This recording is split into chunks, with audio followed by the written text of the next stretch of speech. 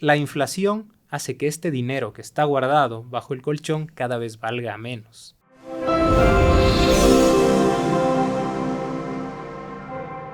Hola, ¿cómo estás? Yo soy Gabriela Vivanco y esto es Focus, un podcast de la hora, un espacio para entendernos un poco más. Cada decisión que tomas hoy es una inversión en tu futuro. Algunas construyen estabilidad, otras, sin que lo notes, pueden comprometerla. En este episodio de Focus, un podcast de la hora, ponemos la lupa en un terreno clave, tus finanzas. ¿Qué decisiones realmente marcan la diferencia? ¿Cuáles están definiendo, para bien o para mal, el rumbo de tu futuro económico? Y lo más importante, ¿qué es y cómo se logra la libertad financiera? Hoy hablamos de todo esto con Luis Alberto Vaca. Él es economista, consultora en gestión financiera y especialista en análisis estratégico y ciencia de datos. Lo suyo es el análisis financiero, la planificación presupuestaria, evaluación de inversiones y diseño de modelos de rentabilidad orientados a la toma de decisiones estratégicas. Además, es profesor de la Escuela de Negocios de la Universidad Internacional del Ecuador. Luis Alberto, bienvenido. ¿Cómo estás? Muchas gracias, Gabriela. Gracias por el espacio. Emocionado de poder participar en este podcast y con ganas de aportar bastante, ¿no?, a la temática. Muchísimas gracias por estar aquí. Tenemos tanta información a la mano que parecería muy fácil llevar nuestras finanzas. Pero en las conversaciones diarias entendemos que realmente hay desorganización, lo que tú me comentabas, falta de hábitos quizás, falta de costumbre. ¿Cuál es el primer error que cometemos con nuestra economía y por dónde debemos empezar para hacer una radiografía de nuestras finanzas? Mira, yo entiendo las finanzas personales muy similares a las finanzas empresariales. Para mí, cada persona es su propia empresa y es importante saberse gestionar, ¿no? Entonces, en ese sentido, mi recomendación desde la consultoría empresarial, y creo que aplica muy bien acá también, viene en el hecho de la planificación. Para mí, el punto clave de todo esto es la planificación, que esta planificación sea estructurada, y quisiera permitirme como mencionar un par de errores que considero importantes en este punto. Lo primero, dentro de la planificación, algo que he visto mucho en las finanzas personales es que no sabes cuánto gastas. No sabemos cuánto gastamos. Entonces, eso dificulta el hecho de planificar, porque sé que mi ingreso es X, pero a fin de mes no sé cuánto he gastado y no llevo un control periódico de esto. Entonces, cuando quiero planificar, puedo planificar sobre mi ingreso, pero no necesariamente incluyendo mis gastos reales, ¿no? Entonces, ¿cómo ataco tal vez ese punto? Y aquí quisiera introducir un tema que me parece súper de moda y que está a la vanguardia, es poder apoyarnos en herramientas tecnológicas, ¿no? Uh-huh. Entonces, ahora existen, no me quisiera quedar en el Excel básico, existen muchas herramientas tecnológicas que te permiten a ti llevar un control de tus gastos y, más importante aún, no solo definir los gastos o no solo definir el monto del gasto, sino también segmentarlo en diferentes criterios como vivienda, alimentación, educación, ocio, ¿no?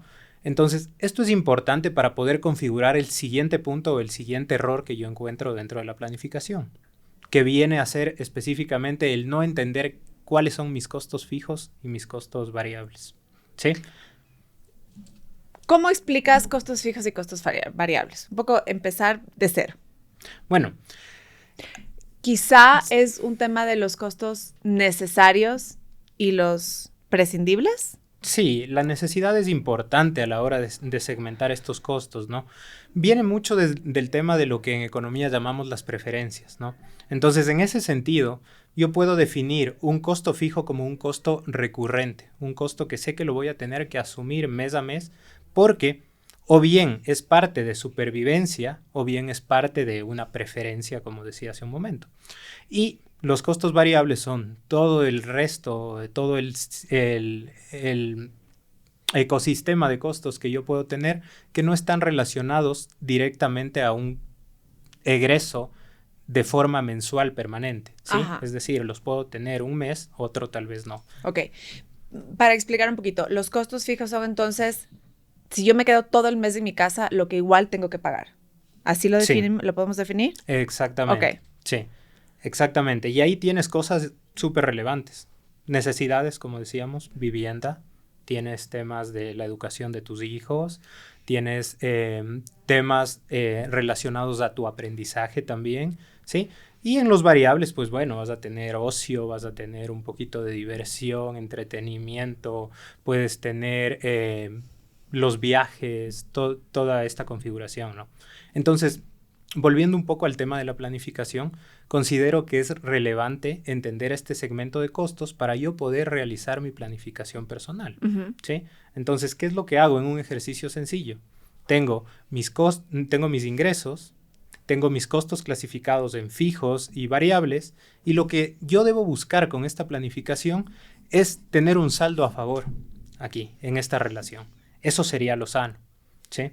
La pregunta que muchas veces te hacen cuando haces consultoría es, ok, pero ¿qué porcentaje de mis ingresos en realidad deberían estar encasillados ahí?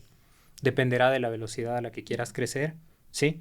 Pero algo importante que tienes que considerar es factores como la inflación, factores como el costo de oportunidad de inversión. ¿Por qué? Porque yo puedo tener un rendimiento de un 8% sacrificando inversión, pero tal vez el mercado de capitales fijo me da el mismo valor, el 8% sin hacer mayor cosa que tener mi dinero ahí, ¿no? Entonces, esos son el tipo de decisiones que es importante. Ahora, para hacer la planificación que tú dices es el paso número 1. ¿Cuál consideras que es la manera más fácil, por decirlo así, de registrar, por ejemplo, todos tus costos mensuales y todos tus gastos mensuales y tus ingresos y demás? Porque realmente, como decía Ariana Alisbajana, que es una asesora de North Berkeley Wealth Management, no podemos ni debemos confiar en la fuerza de voluntad para manejar nuestras finanzas personales. Entonces, cuando nuestro deseo de organizarnos no es suficiente, ¿qué cosas me pueden ayudar o qué hábitos o qué quizá programación de mi tiempo puedo yo aplicar para empezar a hacer esto y no dejarlo al 15 de febrero? Bueno, aquí quisiera dividir mi respuesta como en dos segmentos. Por un lado, lo que tú vas construyendo en cuanto a educación financiera, que para mí tiene que ver, sí, por un lado con el aprendizaje, pero como decíamos hace un momento, también con el hábito, ¿no? Y dentro de ese hábito creo que es importante entender que los hábitos se construyen con persistencia y con paciencia. Entonces, para mí eso es clave. Puedes tener todo el conocimiento financiero. Si no tienes la paciencia necesaria para esperar resultados, seguramente te vas a equivocar. Okay. Eso por un lado, y eso es a largo plazo, y eso es, desde mi punto de vista, una idea que la tienes que ir trabajando de forma permanente. Y por otro lado, ya en el tema de registro de gastos, en el tema de poder estructurar esta planificación, lo que te decía sobre las herramientas tecnológicas es fundamental. Entonces, cuando yo tengo esta estructura que me permite a mí registrar mis costos, y yo no soy tan amigo del Excel, ¿por qué? Porque el Excel funciona cuando yo llego a mi casa, cuando yo llego a la oficina y abro mi archivo y ahí tengo que estar recordando en qué gasté y todo lo demás. Prefiero una aplicación. Ahora hay gestores en Google Store, en App Store, gestores de gastos específicos que los puedes descargar y al momento que consumes sacas tu móvil y dices, mira, esto va a educación o gasté tanto en alimentación. Entonces este ejercicio me parece súper chévere y puedes tener como tu diagnóstico sobre el cual construir la planificación. Pero hay un universo de apps. Entonces, si tú me dices, te entiendo. Es mucho más fácil tener algo en el celular, que es lo que tenemos todos en la mano, que tener, bueno, un Excel y ahora por ahí con Google Sheets puedes entrar en tu teléfono, pero realmente no es muy fácil usar y luego es complicado. ¿Cuáles apps se te ocurren en este momento que has visto que funcionan como para también darle a la audiencia una idea de por dónde empezar a probar estas aplicaciones? Mira, este es un tema que lo van tratando muchísimo los desarrolladores de software. He tenido la oportunidad de trabajar en temas de desarrollo de aplicaciones y siempre la idea es, mira, es que hay que ayudarle a la gente con sus gastos. Y entonces empiezo con una aplicación súper sencilla y luego le empiezo a poner figuritas y más cosas y otras funcionalidades. Para mí, esto es un error. ¿Por qué? porque te complica la vida. Y te Para consume mí, tiempo. exacto. Para mí la mejor aplicación, te puedo dar nombres, por ejemplo, algo que yo usaba en App Store es esta aplicación que se llama Mis Gastos, que Ya. es súper intuitiva, Es súper en sencilla. español. Sí, Genial. sí, es de Apple, directamente desarrollada ahí, ¿no? Entonces, hay un símil también para Android. Ahora, por ejemplo, manejo Android y me va bien también con esta app. Entonces, ¿Es la misma? no, es un símil. ¿Se Se llama llama? igual Mis Gastos, pero Ya. es de Google Store. Entonces, este tipo de aplicaciones sencillas, con una interfaz limpia, sin tanto diseño, yo creo que son muy efectivas. ¿Vale la pena pagar por una de estas aplicaciones? Yo consideraría que no. Ok. Sí, en este caso, bueno, las que te comento tienen versiones que pueden incluir paga, pero para lo que tú necesitas generalmente son free. Entonces, O sea, te sirven empezar bien. por la básica y luego ya ves si es que necesitas pagar. Total. Perfecto. Ujú. Genial. Y un poco, entonces me decías, estas aplicaciones te sirven para que, ¿cómo las usas? Para un diagnóstico. Ok. Yo soy muy de datos, entonces creo que la base de todo es un diagnóstico. Ujú. Cuando tú haces un diagnóstico dices, wow, esto estoy gastando el mes, ¿no? Entonces, o te asustas o te emocionas y dices, va bien, ¿no? En base a eso, puedo construir mi planificación. Y ahí viene una regla que creo que es bastante usada en finanzas personales. La verdad, yo no la he visto escrita en ningún libro, pero todo el mundo la dice. Ok. Y es este famoso 50-30-20, ¿no? Ujú. Entonces te dice, el 50% de los ingresos tienen que ser destinados a costos o a gastos fijos. Tienes un 30% para entretenimiento, para ocio y todo lo demás, y deberías por lo menos ahorrar un 20%. Ajá. Esa es la lógica, ¿no? ¿Qué pasa con los ecuatorianos? Confundimos tal vez un poco los números, entonces el 50% es para las cosas que me gustan, es para entretenimiento y Los luego antojos. tengo un 30% que es con el que sobrevivo y si me queda un 20, un 10, un 5, eso es lo que ahorro. Para mí ese es un error principal dentro del tema de la configuración de las finanzas personales. El dejar el ahorro como la última rueda del coche. Ok. ¿Tú consideras entonces que apenas me entra mi ingreso, yo ya debería tener una estructura de gastos, Ujú. de gastos de lo necesario, ¿no es cierto? Sin tomar en cuenta los antojos y las cosas que por ahí uno puede renunciar en el corto plazo o en el largo plazo. Y agarrar de mis ingresos mensuales el 20% y ponerlo al ahorro. Yo lo ¿Qué que pasa recomiendo... si no me da? O sea, hago mi planificación y claro, la teoría me dice una cosa y en la práctica digo, no me da para poner ese 20%. ¿Qué hago? Gestiono ingresos. Yo creo que eso es fundamental, ¿no? Yo creo que este ejercicio lo puedo hacer si mis ingresos, en este caso, están cubriendo mis costos de este primer diagnóstico que te comento. Si no es así, tengo que ajustarme primeramente en gastos, porque no hay otra forma. O trato de ganar más dinero o trato de ajustar mis gastos. No hay a dónde, ¿no? Entonces, si he evaluado mis gastos, no tengo a dónde, no sé cómo más ajustarme, pues necesito generar nuevos ingresos. Ok. Puede ser un segundo empleo, puede ser una idea de emprendimiento.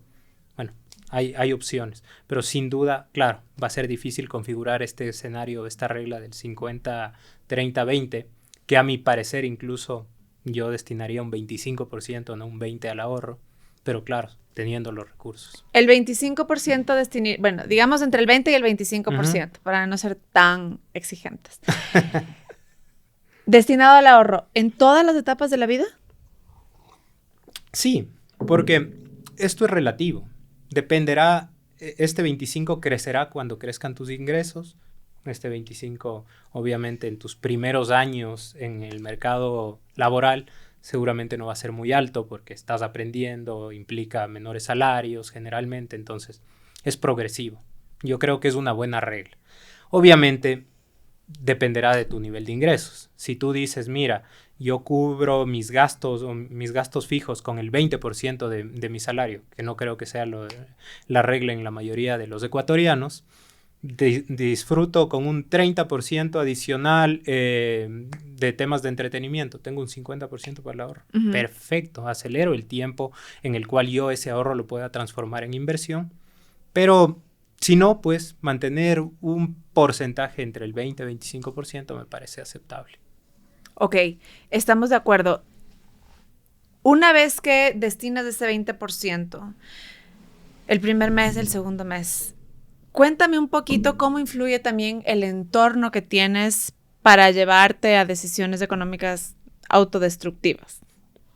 Bueno, es importantísimo. Sabes que justo ahora que estamos cerca del 14 de febrero, algo que me parece importante topar, y creo que se topó hace unos 2 o 3 años en una conversación a la cual me invitaron, era justamente esto. ¿Cómo aporta, por ejemplo, tu pareja? Yo siempre vuelvo al tema empresarial, ¿no?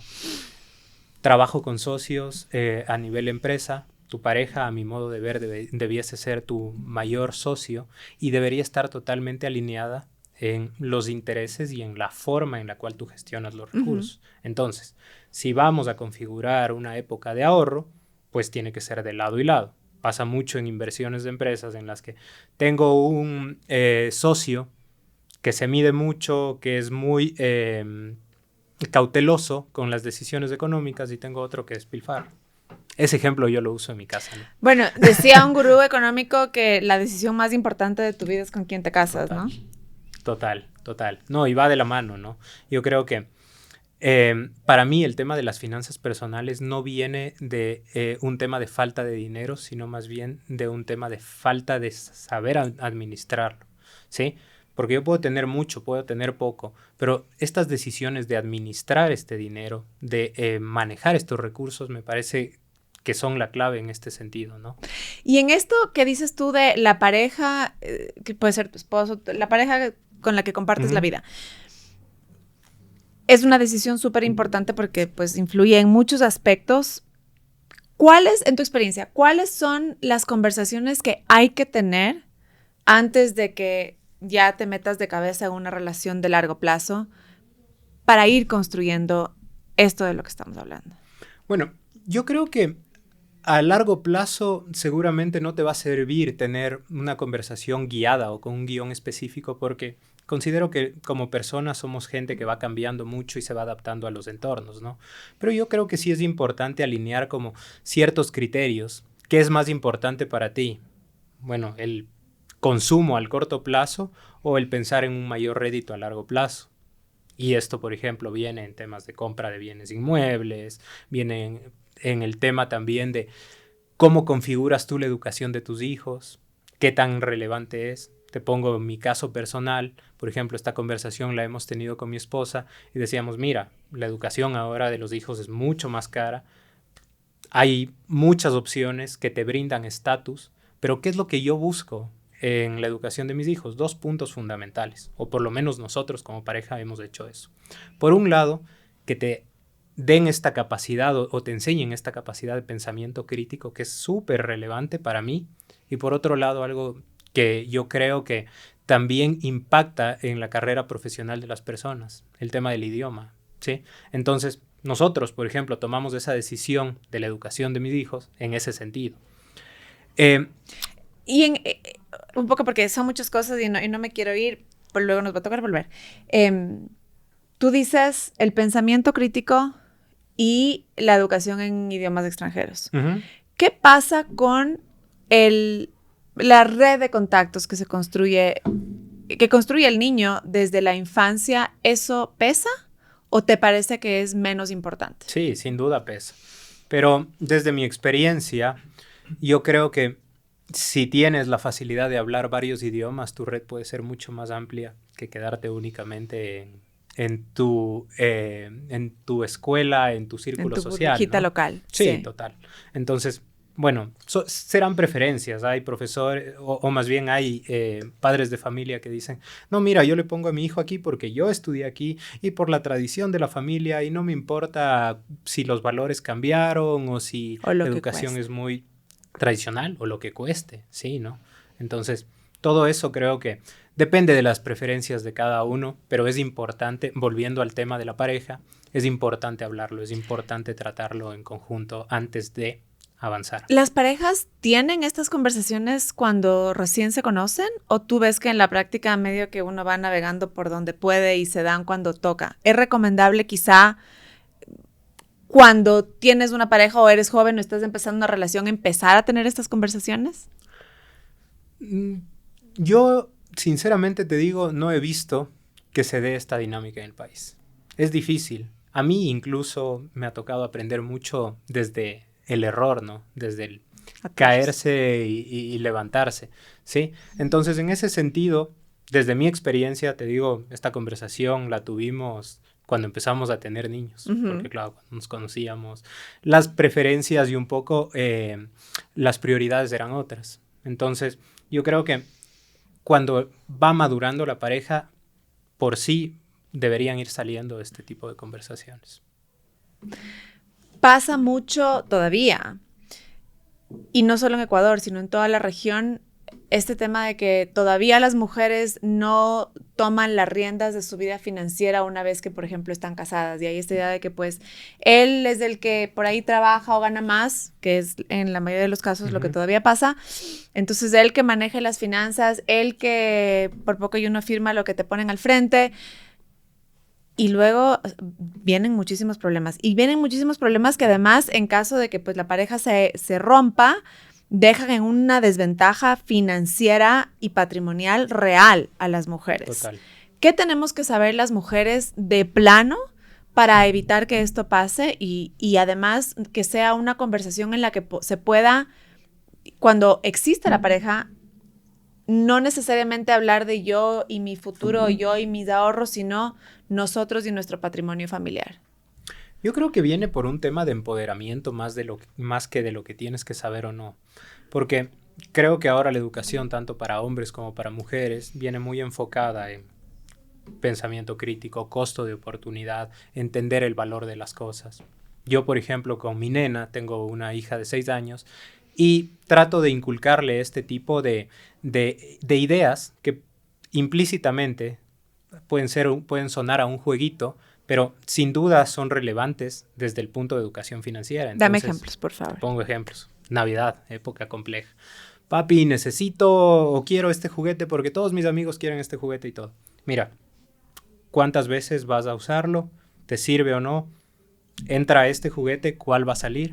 Entonces, este tipo de cosas es importante también entenderlo y presupuestarlo con ellos en juguetes es súper chévere. Entonces yo le digo, mira, para Navidad tenemos X cantidad de dinero, puedes comprarte 1, 2 o 3 juguetes, pero no te sales de esto. Papi, ¿cuánto cuesta esto y cuánto me sobra y todo lo demás? Entonces, ha sido interesante ir construyendo como esta nueva narrativa de finanzas en una niña de 6 años. Yo creo que este tipo de actividades sin duda impactan en el crecimiento de los niños. Yo aplico mucho la diferencia entre necesidad y querer. Entonces, ¿necesitas? No, necesitamos un par de zapatos. ¿Necesitas ropa? ¿Necesitas hacer ejercicio? Ahora, necesito un reloj, necesito un iPad, no, quiero. Entonces, total, eso a mí me sirve un poco también para construir esta diferencia entre tus gastos necesarios y las cosas que quieres y no necesariamente pues necesitas para estar bien y sobrevivir, ser feliz y crecer, ¿no? Total. ¿Qué otros ejemplos usas con tus hijas? Mira, es importante desde mi punto de vista también tratar de enseñarle el valor o el concepto de costo de oportunidad. Entonces, ¿qué hago yo? Y me parece muy chévere. Es decir, mira, nos podemos gastar este dinero este fin de semana, pero el resto de la semana no vamos a tener recursos para comprar X o Y, Z, golosina, juguete, lo que sea. Entonces, o lo gastas hoy o lo gastas luego, y en este ejercicio de preferencia también, si lo gastas hoy, se consume hoy, se acaba y no vas a poder tenerlo toda la semana. O puedes gastarlo en cosas de menor valor que te puedan generar satisfacción poco a poco durante la semana. Entonces, este ejercicio también es importante desde mi punto de vista y creo que va súper bien también en aplicarlo uno mismo, no solo con los niños, ¿no? Entonces, chévere. ¿Y cuál es tu concepto con el tema de la semana? Yo me acuerdo cuando era niña nos daban algo para, no sé, el bar del colegio. Me acuerdo la primera vez que hasta me dieron $1, que fue como en ese entonces, que hace muchos años. ¿Cómo crees que se debe manejar esto con los niños? Mira, es importante. Yo estoy totalmente a favor de enseñarle el dinero al niño. Teníamos esta discusión con algunos padres de familia de la escuela de mi nena y algunos decían, mira, no, yo no les doy dinero. El dinero lo manejo yo y bueno, si necesitan algo, me lo piden y yo lo gestiono. A mí, personalmente, me gusta hacer lo contrario. Mira, tienes esta moneda vale tanto, con esta moneda puedes adquirir X, Y, Z cosa, ¿sí? ¿Te alcanza para esto? Y claro, mi nena me pregunta, mira, ¿y me alcanza para esto, papi? ¿Cuánto me falta? ¿Cuánto tengo que ahorrar? Eso, importantísimo. Entonces, empiezas a incluir este concepto del ahorro. Entonces, claro, tiene su alcancía y me dice, mira, si necesitas, papi, me pides, porque yo tengo acá y yo he ahorrado esto y esto nos puede servir. Y también este cooperativismo, ¿no? De, mira, te puedo ayudar, me puedes ayudar, que se vea en ambos sentidos, no sea simplemente yo como padre el proveedor y ya, sino que se genere este ejercicio de doble vía, creo que es importante.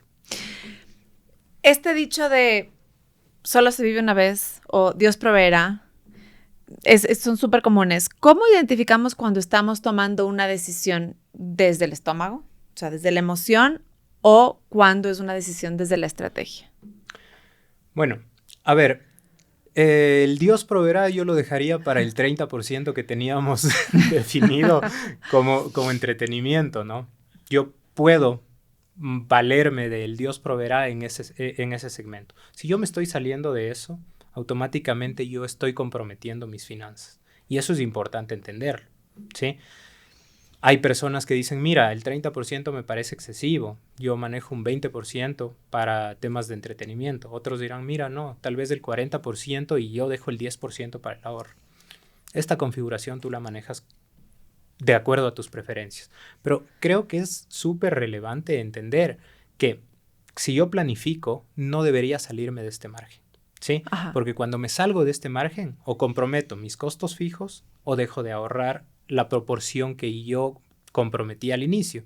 Y esto me retrasa dentro de un concepto que es bastante común oírlo en las finanzas personales y es la libertad financiera.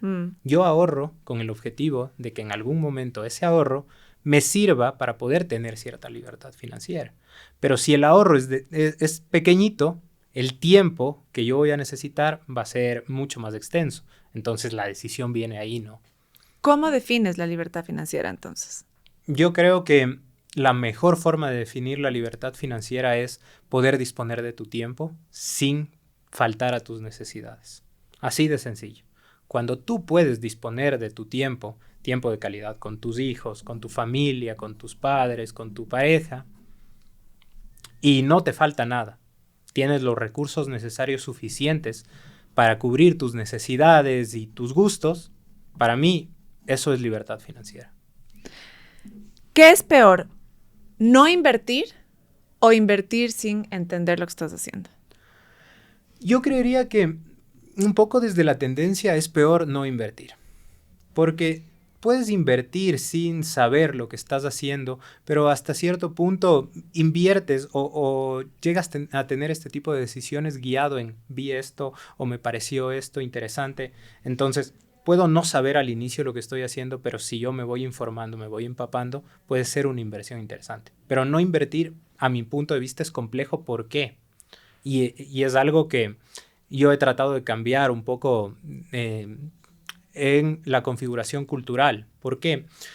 Nuestros abuelos estaban acostumbrados a, mira, yo guardo el dinero en el colchón. Literal. ¿Qué pasa cuando yo guardo el dinero en el colchón? Ese dinero no vale lo mismo de aquí a un año, ¿sí?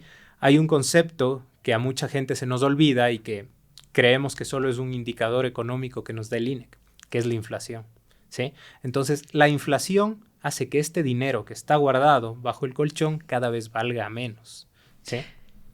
¿Y tener el dinero bajo el colchón es lo mismo que tener el dinero sentado en el banco? En teoría, no. En teoría tienes un margen de un 0.5% si lo tienes en corriente, ¿no? O sea, pero en realidad si tienes la plata en una cuenta de ahorro normal o la plata en tu cuenta corriente ahí sentada para, no sé, la emergencia, porque pues es tu 20% de ahorro, en teoría, ¿no? En verdad está perdiendo valor. Total. Y algo importante que quisiera mencionar, acabas de topar este punto, el ahorro sí te puede servir en una emergencia, pero el fin del ahorro, desde mi punto de vista, viene a darte la oportunidad de invertir, no tanto a que cubra emergencias, ¿sí? Es importante configurar en finanzas algo que se llama los fondos de emergencia. Aquí hay teorías, ¿no? Entonces te van a decir, mira, un fondo de emergencia debería ser por lo menos de 1 mes de tus costos fijos o de 6 meses de tus costos fijos. Bueno, podemos definir un promedio, 3, 4 meses, ¿sí? Pero creo que dentro de todo, lo importante del fondo de emergencia es que te quite este peso o que le quite este peso, esta mochila al ahorro, y que este ahorro pueda madurar y pueda transformarse en inversión, que es en realidad la razón de ser para lograr la libertad financiera. Ok, ¿Sí? entonces el 20%, 25% dices tú, del ahorro, su objetivo es que me permita entonces invertir. Uh-huh. Ok, ¿cómo empiezo? ¿Cómo empiezo? Con un plan de inversión. Bueno, aquí hay varios puntos. Yo creo que hay un concepto que se llama la planificación patrimonial, que no es más que un portafolio de inversiones a 3 niveles. Entonces tú tienes ahí inversiones a corto plazo, a mediano plazo, a largo plazo. ¿Cómo empiezo? Empiezo por lo más básico, a corto plazo. ¿Para qué me sirven estos ahorros o estas inversiones a corto plazo? Para cubrir eventualidades, ¿sí? ¿Pudiese estar alineado a un fondo de emergencia, que es lo que hablábamos hace un momento? Sí. Yo creo que es importante también no tener el fondo de emergencia en el colchón, sino tenerlo a corto plazo y poder disponer de estos recursos mientras van ganando un mínimo de interés. ¿Qué son estas pólizas que te dan los bancos, por ejemplo, de Total. 3 meses, 60 días? Hay algo 30 interesante días? que yo recomiendo y uso bastante. Por ejemplo, cuando ya tienes un ahorro o un fondo de emergencia que puede ser consistente hasta cierto punto, hablemos bajo el ingreso promedio de una familia de $800, estarías hablando que si el 50% lo destinas a costos fijos, serían $400 y tu fondo debería estar más o menos entre unos $1,600 a $2,400, ¿sí? Entonces, cuando tú ya llegas a un valor de unos 1,600 o cerca de los 2,400, tú puedes poner este dinero en pólizas a 30 días, Ujú. ¿sí? Y mucha gente me decía, mira, pero si yo lo pongo a 30 días y pasa algo en estos 30 días, ¿qué hago? Ahí entra una herramienta interesante de gestión en finanzas personales, la tarjeta de crédito, ¿sí? Ok, para eso debería servir. Debería servir para eso. Entonces, claro, yo tengo el respaldo de que en 30 días dispongo de mi dinero, pero claro, tengo mi tarjeta de crédito que la puedo usar ahora y pagarla generalmente en un plazo de 45 días si lo hago al corriente. Entonces, es un tip que a mí me funciona muy bien. Me parece genial. Entonces decías, tienes una mezcla de inversiones en el corto, mediano y largo plazo. Cuando estás en Ecuador, ¿cuánto es una tasa de retorno que te parece que vale la pena tener? Porque al final del día tienes de todo y luego tienes pues ahora ya cada vez más fácil, incluso hay apps donde puedes invertir en la bolsa en Estados Unidos, puedes comprar papeles del tesoro en Estados Unidos, que pues siempre es una inversión que todo el mundo dice que por lo menos es Bastante segura. ¿Dónde? ¿Dónde pones quizá, no sé, el grueso de tu plata o cómo haces este portafolio más o menos para empezar a contarle a la gente por dónde puede distribuir sus ingresos para estar cubierto y por lo menos no perder? Bueno, justo con el tema de lo que hablábamos de los momentos o de esta estructura de mi portafolio personal, creo que es importante definir primero en qué lo voy a usar. Tratamos el punto 1, que era a corto plazo, que venía muy relacionado al fondo. En el punto 2, yo debería destinar, que es a mediano plazo, yo debería destinar mis recursos a proyectos como puede ser compra de una vivienda, compra de un auto, cosas por el estilo. Y en el punto 3, ya a temas de jubilación o herencia o algo que perdure en el largo plazo, ¿no? Entonces, basándonos un poco en de dónde salen los recursos, de cuál de estos 3 grupos están saliendo mis recursos, creo que se puede elegir algunas estrategias interesantes de inversión. Podrías tener, por ejemplo, algo que yo recomiendo bastante acá en el país porque los intereses son bastante altos, son pólizas a largo plazo. ¿sí? Si lo haces acá en Ecuador. Ujú. Tal vez en otros países ¿Y qué te dan, no el es tan 8%? rentable.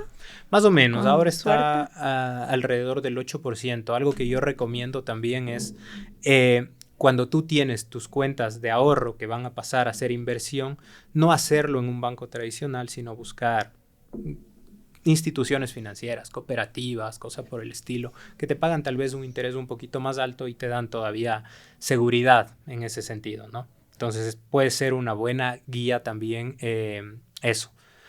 A mí personalmente me gusta mucho también los mercados internacionales. Depende ya ahí de un concepto que creo que es importante traerlo a la mesa, que es la aversión al riesgo, ¿sí? ¿Qué tan arriesgado eres tú? ¿Qué tanto te gusta este riesgo? Por un lado, y también qué tanto conoces del Ujú. mercado, ¿sí? Porque si solo me arriesgo y no conozco, seguramente fracaso.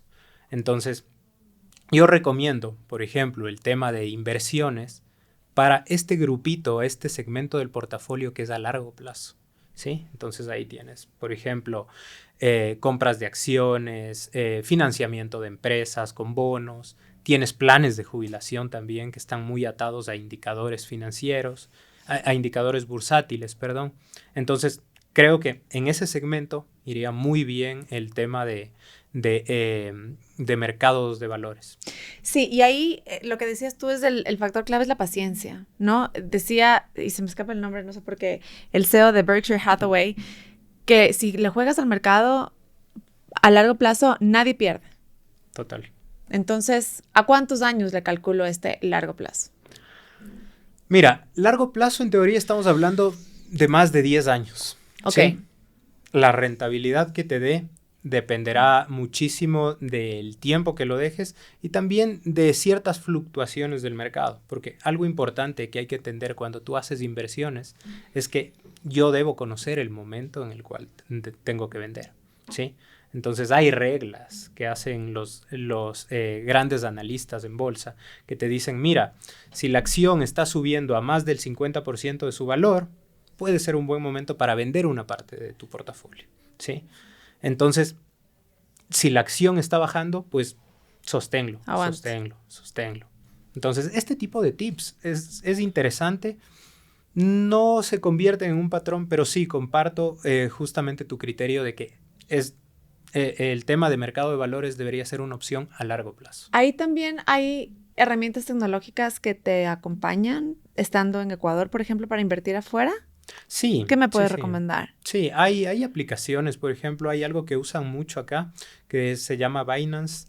Es una aplicación que te permite incluso empezar simulando, empezar como educándote un poquito y luego sí, pues ya empiezas a meter tus recursos ahí y ver qué tal te va.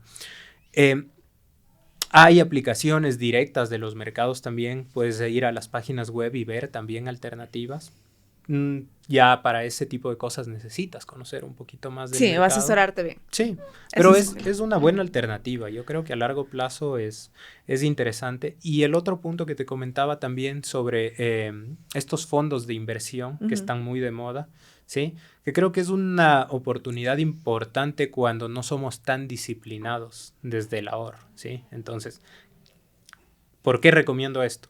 Porque de cierta forma, en mi planificación yo ya lo considero y digo, mira, tengo que pagar anualmente o mensualmente X fee de parte de mi fondo de inversión y eso sale porque sale. Y bueno, luego con lo que me quedo, pues planifico. Entonces, es una camisa de fuerza que a largo plazo me puede dar muy buenos resultados. ¿Cómo explicas la diferencia entre ganar bien y construir riqueza o patrimonio? Bueno, depende, ¿no? Yo creo que ganar bien viene desde el sentido de poder tener este criterio de libertad financiera, ¿sí? Pero también el sentido de poder ir incrementando mis oportunidades y mi portafolio de inversión, Ujú. ¿sí? Por otro lado, si vas al sentido de configurar hasta cierto punto tu estabilidad emocional, tal vez no necesariamente está asociado al valor del dinero, sino más bien un poco a la percepción que tú tienes del desarrollo de tu tiempo y de tu espacio personal. Y en ese sentido, pues también ese tema de construir patrimonio y hacerlo en familia, ¿qué funciona mejor en términos de, por ejemplo, no sé, las familias que, no sé, una pareja de que se la iba a decir patriarca, pero no hay que ser machistas, que luego hereda y eso se divide. Y se divide entre 3 o 4 y luego ellos pues también dividirán entre sus 1 o 2 hijos. Y se rompe todo ese esfuerzo familiar. ¿Se pierde ahí entonces parte del potencial de ese patrimonio? Yo creo que sin duda, sí, se pierde parte de este patrimonio, pero también hay que considerar algo importante de lo que hablábamos hace un momento. Cuando tú haces inversiones o tienes relaciones financieras con una persona, pareja, familia o lo que sea, si tú no estás alineado en las metas, si tú no estás alineado en el objetivo que le vas a dar a esta inversión, yo creo que más sano es, así pierdas valor, romperlo y, bueno, que cada quien lo gestione a su manera. Porque si no, lamentablemente, basta una persona que no esté en la misma sintonía para que todo, bueno, se nos vaya un poco al desastre. ¿Cómo se equilibra el poder financiero cuando tienes, por ejemplo, una familia o una pareja que gana uno más que el otro? Yo creo que ese es un problema importante de comunicación también. A mi modo de ver, el aporte debería ser relativo. Es decir, no sobre si gano 1000, aporto 500 y si el otro gana 600, aporta 500. Sino un relativo 50%. Si gano 1000, aporto 500. Si gano 600, aporto 300.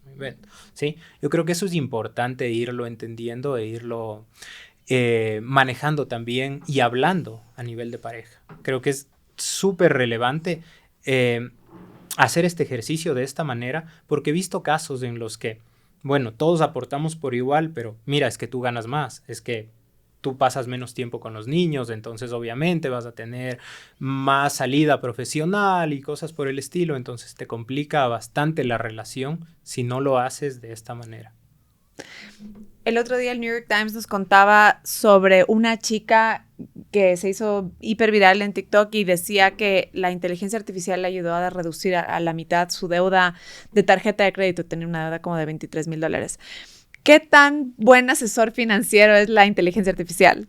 Bueno, yo te digo que la inteligencia artificial es muy útil siempre y cuando le hagas las preguntas correctas y siempre y cuando repreguntes y te asesores o como que vayas reforzando la idea. Entonces, sí, sirve mucho. Incluso te puedo decir que hay aplicaciones, se me va el nombre de la aplicación ahorita, y una aplicación que me parecía súper interesante, la vi hace 6 meses y lo que hacía era redistribuir tu deuda y ayudarte a pagar tus deudas de la forma más coherente posible. A fin de cuentas, es un ejercicio de lógica desde mi punto de vista. Me gusta entender un poquito cómo funciona esto y era interesante porque lo que hace es, en sí, te pide que declares todas tus deudas, te pide que declares el interés, te pide que declares el plazo y en base a eso va priorizando y dice, mira, haciendo flujos al valor presente, esta deuda es la que deberías pagar más rápido porque te está representando un mayor costo a futuro. Entonces, en este caso, con la inteligencia artificial haces lo mismo. Planteas estos casos o planteas estos escenarios, le dices, mira, tengo $20,000 en deuda y están distribuidos de tal manera, una deuda de 5,000 al 16% de interés a consumo. Tengo otra deuda de 10,000 que es crédito de vivienda que todavía me falta por pagar y el interés es menor. Es a más largo plazo, ¿no? Entonces, en ese sentido, lo que hace la inteligencia artificial es simplemente comparar ratios y lo que te va a decir es, mira, recomendación, trata de pagar primero esto. Abona una cuota más acá porque eso va a reducir el tiempo que tú pagas y también va a reducir el costo de la deuda.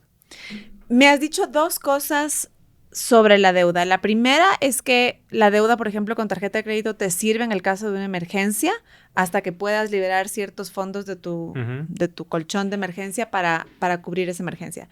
El segundo uso de la deuda, me dices, es para reestructurar la deuda que ya tienes y tratar de pagar más rápido las deudas con mayor interés para que no te coman tanto porcentaje de tu ingreso.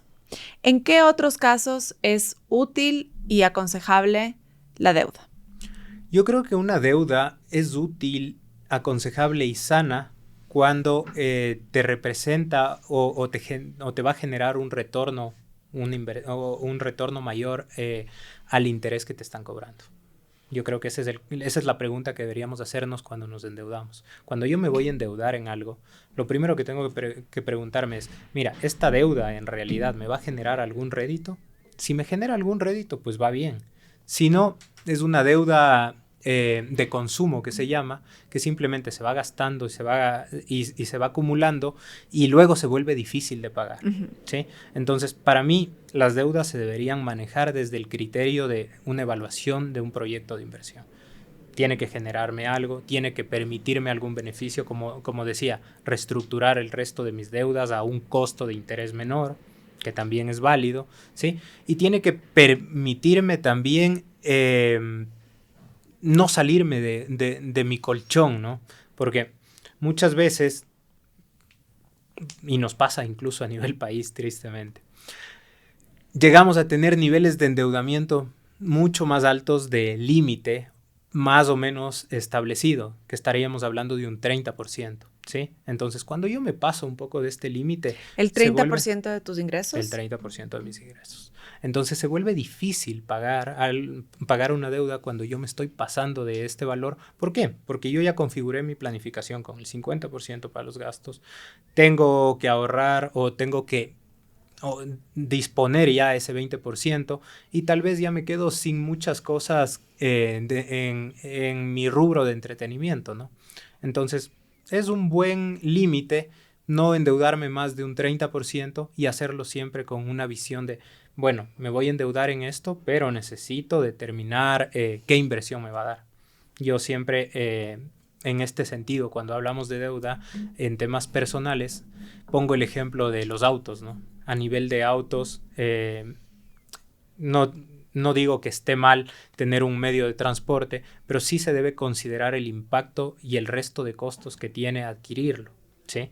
Entonces, muchas veces, y esto pasa, les ha pasado a amigos, tienen autos de 50, 60 mil dólares, pero no consideré el mantenimiento, no consideré todo el combustible que consume, matrículas y todo lo demás. Entonces, claro, ese bien o ese gusto que yo me di en un momento se transforma en una camisa de fuerzas porque tengo que pagar esto. Si lo saco, tengo que pagar más combustible porque el motor es más grande, cosas por el estilo. Entonces, y sumado a todo esto, muchas veces lo sacan a crédito. Entonces, tengo que considerar el interés y, incluso peor, se deprecia apenas sale de casa, ¿no? Total.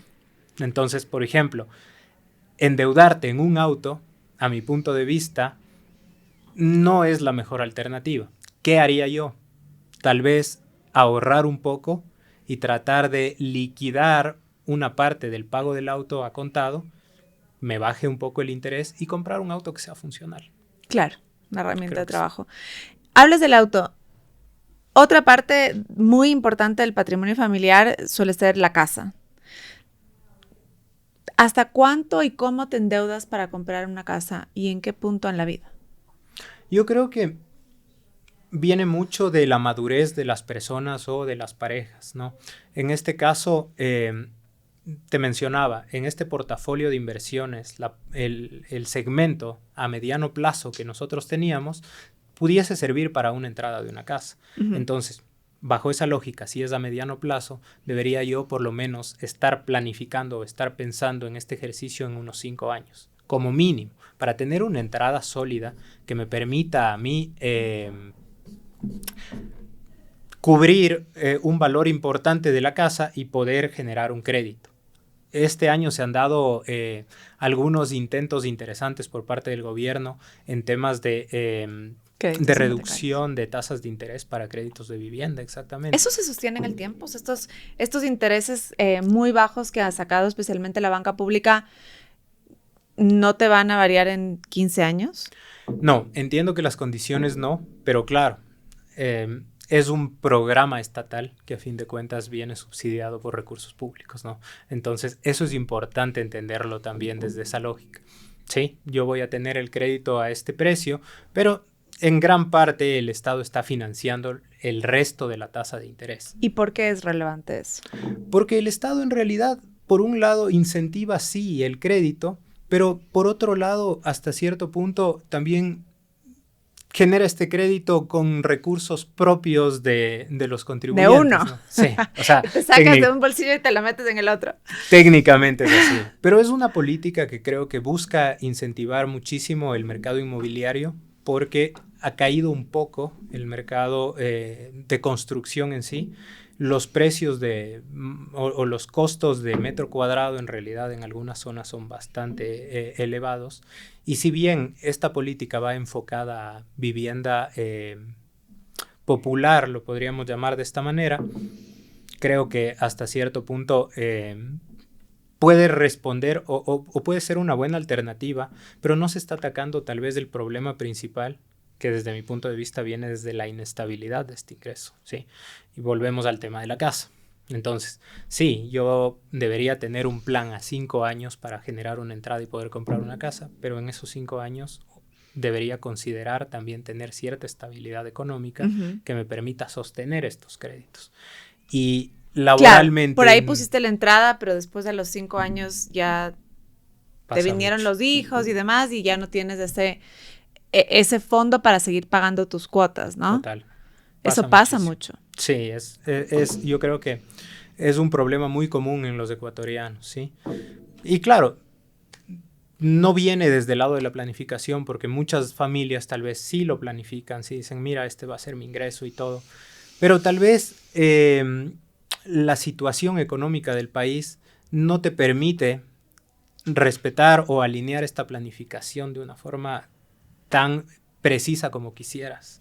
¿Y cómo se toman decisiones financieras inteligentes en una realidad tan inestable como la nuestra? Yo creo que volvemos al tema que te hablé hace un momento, considerando el riesgo, ¿sí?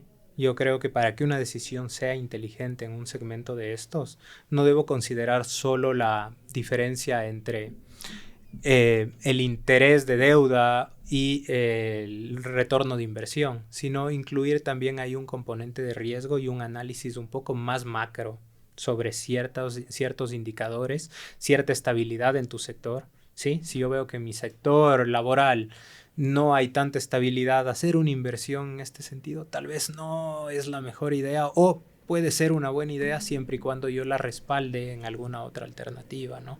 Entonces, creo que por ahí van las decisiones inteligentes y creo que es algo que tal vez no nos enseñan mucho, este tema de gestionar el riesgo, el poder determinar qué sí y qué no y cuánto me afecta o pudiese afectarme una decisión, en este caso, que es a largo plazo.